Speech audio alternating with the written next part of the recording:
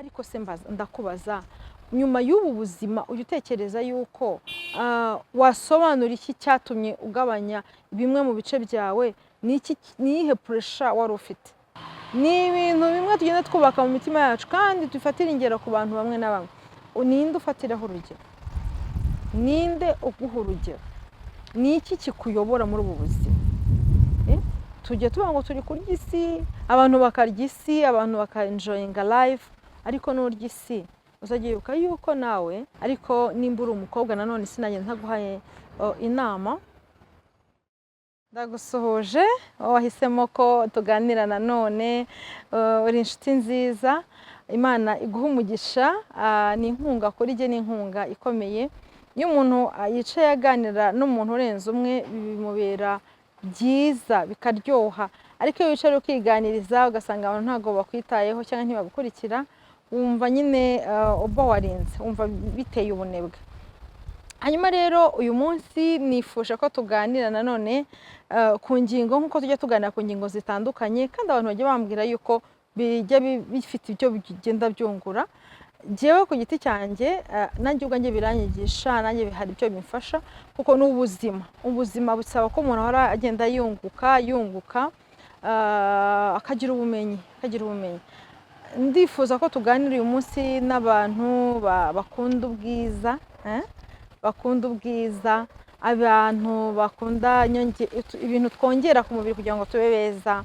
Gusa neza ni byiza cyane, kwisiga neza, kwambara neza, guhumura neza, kugira imisatsi myiza. Nawe urabikunda se? Nanjye ndabikunda, n'abandi bantu benshi barabikunda. Abantu bose dukunda ibyiza. Umunyarwanda we yaravuze ngo nta wanga ibyiza arabibura. Ariko nifuza ko tuganira cyane ku ngingo ivuga wowe ubibona ute. Njyewe ngiye kukubwira uko mbibona cyangwa se uko mbyumva, nawe wenda ufite uko wabibona. Hanze aha ibishushanyo by'ubwiza mu by'ukuri kuri uyu munsi, kera hambere n'ubwo twavuga mu Rwanda, abantu bambaraga ibintu bitandukanye, ukabona bambaye inigi, bambaye ibintu bitandukanye bigaragaza bishobora kongerera agaciro umubiri, cyangwa se ukabona mu by'ukuri byongera ubwiza. Ni byiza, ni ukuri, ni byiza, nta muntu n'umwe utabishima, nubwo kubera kutabimenyera hari umuntu ushobora kuvuga ngo wewe buri bintu ni bibi rwose, ngo urase ngo yisize ibiki. Ashobora kutabikunda kuko buri wese nagakunda ubwiza nk'uko ibiranga bwiza nk'uko ndabikunda, ariko burya muzarebe ingaruka cyane ku Mana kenshi, kubera ko ese ubundi ibintu dukora dusiga, yaba ari ibidusiga ku maso, yaba ari ibyo dusiga ku munwa, akenshi na kenshi n'ubundi tugenda twigana ibyo Imana yari yarasize. Niba warabibonye aha mu ngohe ushyiraho, uramutse ufashe hano mu ngohe mu mukara ugasigamo ibintu by'ubururu cyangwa by'umutuku, abantu baratangara kabisa, ukabona ni ibintu biratangaje.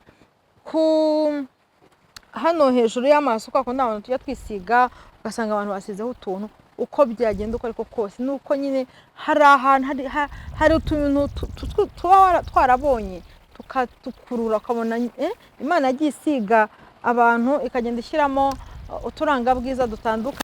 Noneho no hejuru y'amaso ukabona hari ukuntu hari abafite ahirabura cyane, ukabona birasa neza, natwe tukagenda twongera. Ariko byose ndashaka ko tugaruka rero ku bantu bamwe barashaka ubwiza kuri uyu munsi wa none, cyane cyane abadamu, cyane cyane abagore cyangwa abakobwa. Hari ukuntu tusigaye twisiga ibintu ukabona noneho byabaye byinshi, too much, ukabona birabishye, ukabona ntibikiryoshye, ukabona hari byinshi bitubuza. Njyewe ndimo nivugira, ugasanga umuntu afite inzara ndende cyane, ku giti cye zishobora kuba zimubereye nziza, ariko hari ibintu byinshi ubona adashobora gukora kubera ibyo. Ni ukuri inzara ni nziza, ndetse unongeyeho zaba nziza. Ufite inzara ngufi hari igihe zitamuryohera, ariko yaba afite inzara nziza ndende ukabona zabaye nziza. Ariko kugira inzara ndende ku buryo utagishobora kugira icyo ukora, nabyo wabitekerezaho nshuti yanjye.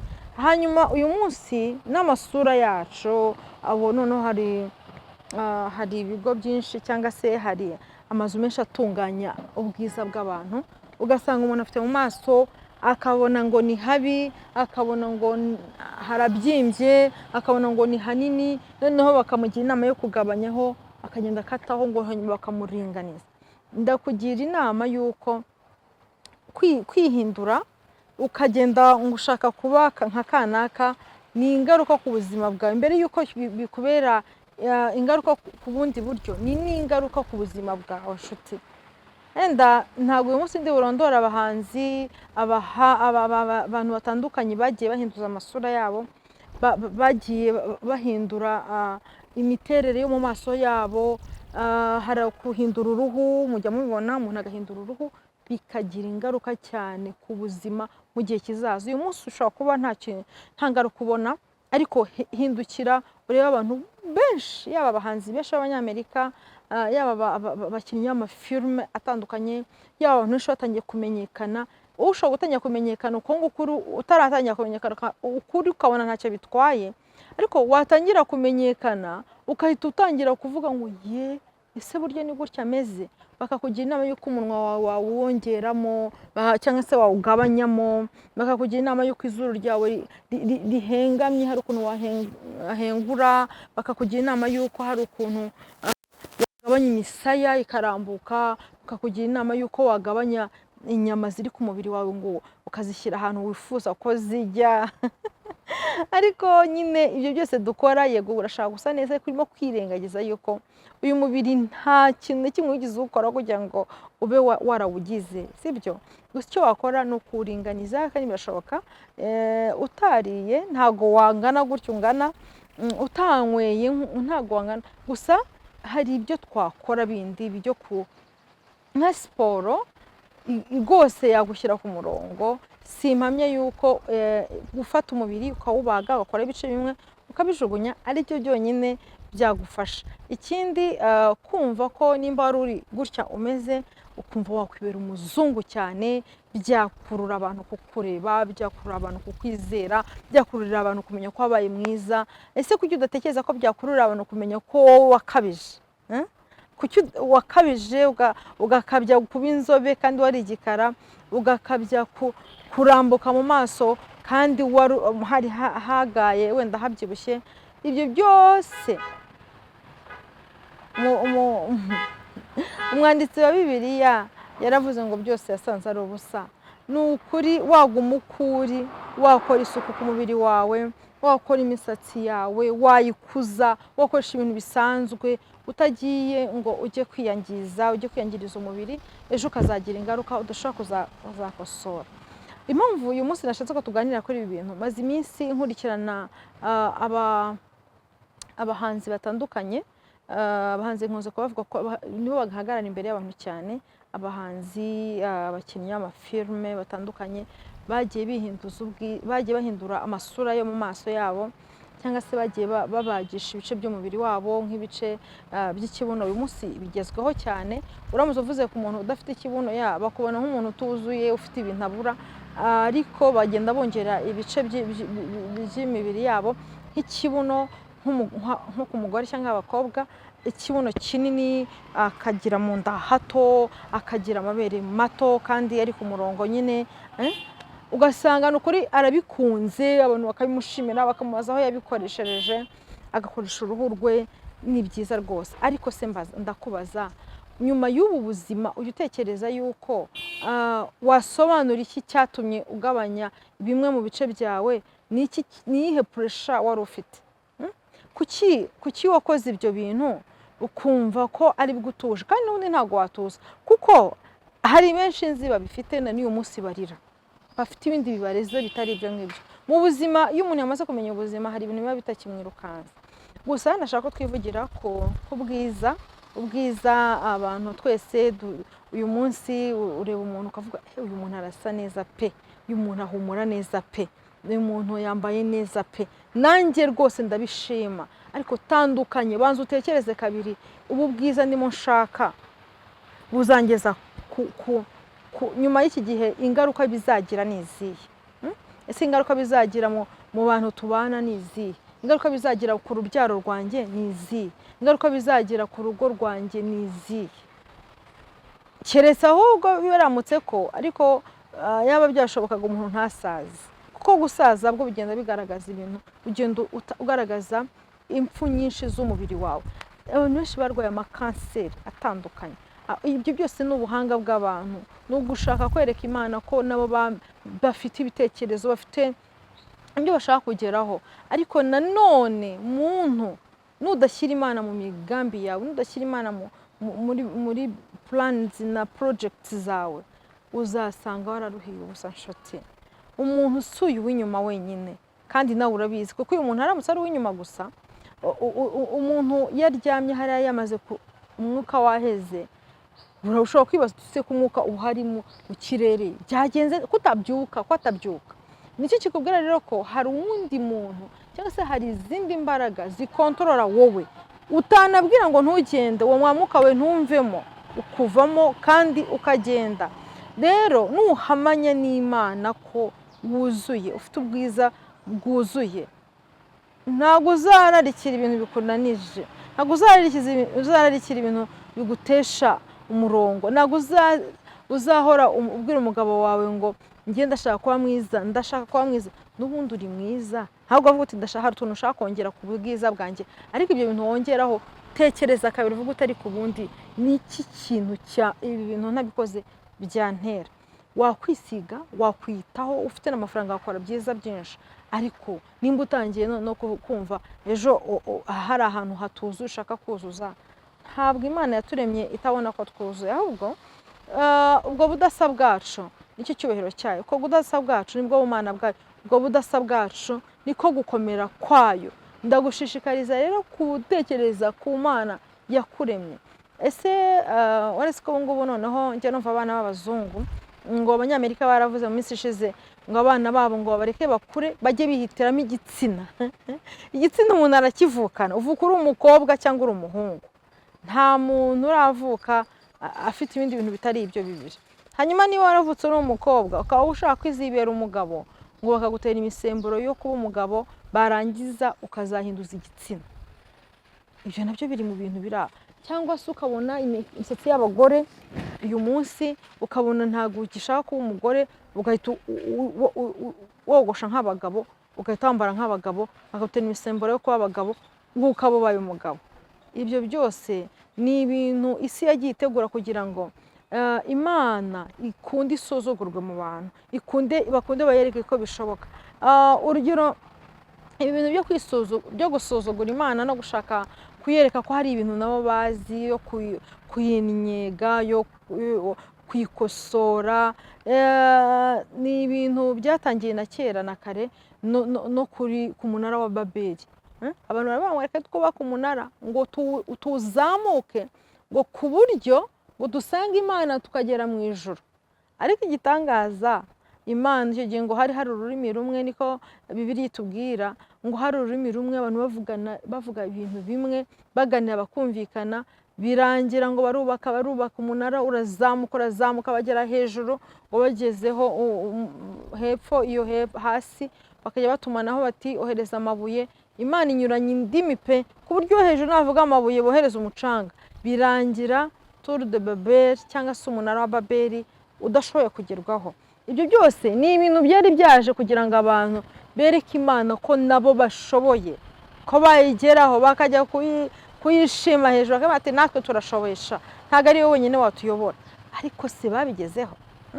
Uzi ibihugu by'ibihangange byabayeho, uzi abagore b'abakire, uzi abagore bafite ubwiza n'uburanga babaye muri iyi si, batakibuka, batakivugwa. Ntabwo mvuze ngo abantu ntibabe beza, ntabwo mvuze ngo abantu ntibase neza, ntabwo mvuze ngo abantu ntibagire gute, ariko wowe ujye utekereza, uvuga ute ariko ubundi nyuma y'ibi ubundi hazaba iki? Njyewe ndashishikariza umuntu wese gusa neza, ndashishikariza umuntu wese kwambara neza n'ubishoboye, ndashishikariza umuntu wese kwifuza ibyiza niba wabibona ibyo ushobora kubona mu bushobozi bwawe, ariko nanone ndashishikariza n'umuntu wese kugerageza kwibuka yuko muri ubu buzima hari ubundi buzima dutegereje kuzabona. Ariko ndakubwira ngo niba uri umugore, ubaka ingeso nziza nyinshi zizatuma ubwiza bwawe bw'inyuma bumera nk'inyenyeri yaka. uzagira ubwiza burenze uramutse ufite ingeso nziza, udafite agasuzuguro, utagira umuntu n'umushyira hasi. Ibintu byinshi ubona duhura nabyo muri ubu buzima, nshuti, ni ibintu bimwe tugenda twubaka mu mitima yacu kandi dufatira ingero ku bantu bamwe na bamwe. Ninde ufatiraho urugero? Ninde uguha urugero? Ni iki kikuyobora muri ubu buzima? Tujye tuvuga ngo turi kurya isi, abantu bakarya isi, abantu baka-enjoyinga life, ariko n'urya isi uzajya wibuka yuko nawe ufite umugenga ukugenga. Ubishaka utabishaka ufite ubundi buzima nyuma y'ubu ngubu. Numvaga nakubwira ngo rero dukora ibishoboka, dutegura ubuzima, tujye tubona abana beza, tujye tubona umuntu yabyaye umwana akabona uretse ko nta muntu ubyara umwana ngo abone si mwiza, ariko tujye tubona abana b'abakobwa beza pe, bagakura babyiruka ari beza. Mu by'ukuri ukabona umwana ni mwiza, ariko ukabona umwana ntabwo ingeso ze zijyanye n'ubwiza bwe, bikomeretsa umutima wawe. Ariko n'Imana yakwifuza kugira abantu bayitekereza, bayifuzaho kuba umurengezi, bayiha ubuzima bwabo, kubahisha Imana ubwiza bwawe ndetse n'imico yawe, nibyo byaba byiza. Uyu munsi nicyo kintu nashaka tuganira, ariko nimba uri umukobwa nanone sinagenda ntaguhaye inama.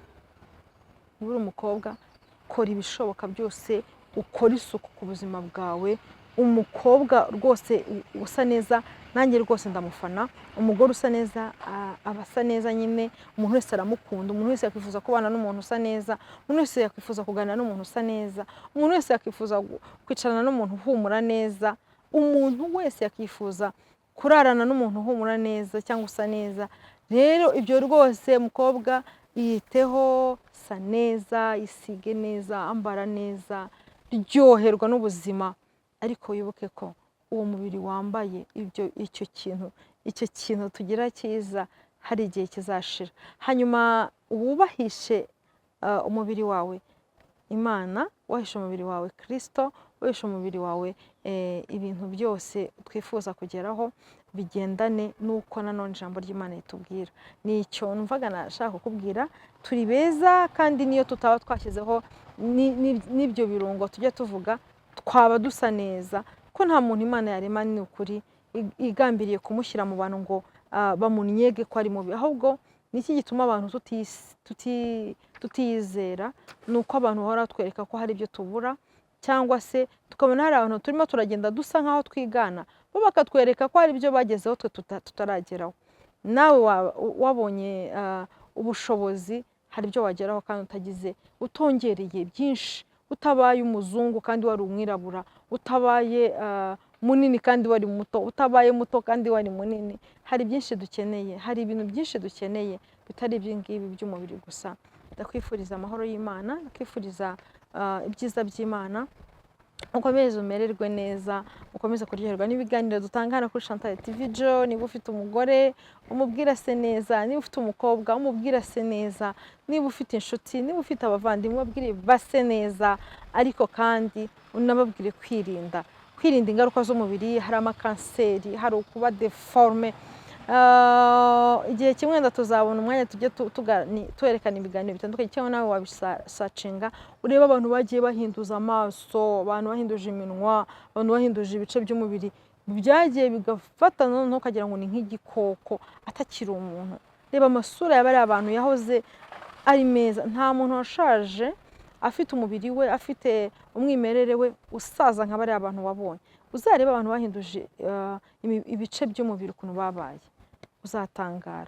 Ibyo mbere y'uko utekereza ibintu byose. Maze iminsi mbona abantu benshi babivuga muri Kigali, guhinduza nyashi, dushaka nyashi, dushaka ikibuno, dushaka amatuza, dushaka amamere. Ariko se ibyo bintu bimara iminsi ingahe? Ufite umugore mworohere, nimba wari ubimubwira, uri umugore iyorohere, ihwa umutima utuje, ibintu byose ni byiza. Umutima wakira nicyo kintu cya mbere kigomba gutegurwa. Imana iguhe umugisha kandi ikomeze kukurinda. Shalom, ciao ciao.